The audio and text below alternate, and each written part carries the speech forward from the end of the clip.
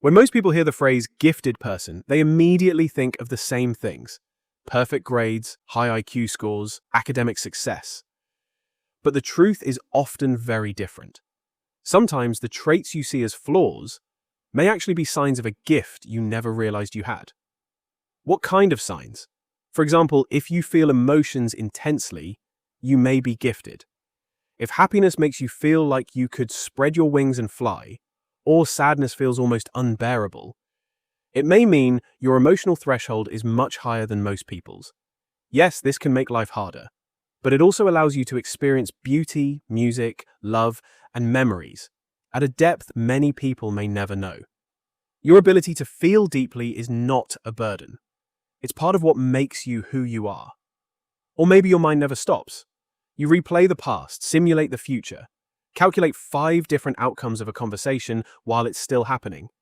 And sometimes it feels like there's another mind living inside your mind.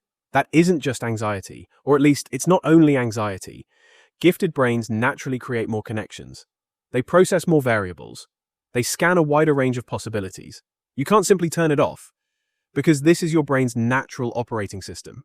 People around you might say, you overthink everything. But maybe you just see more than they do. Maybe you feel other people's emotions too deeply. A friend's sadness pulls you in. Your family's joy expands your heart.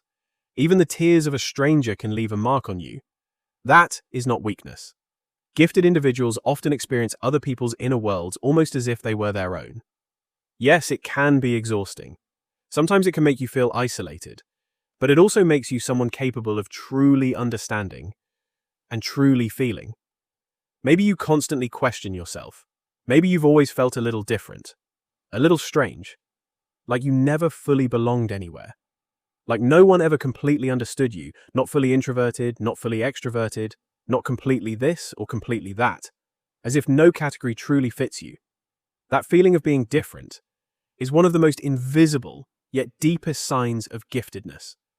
The way your mind works, the way you feel, the way you interpret the world, may simply be different from those around you.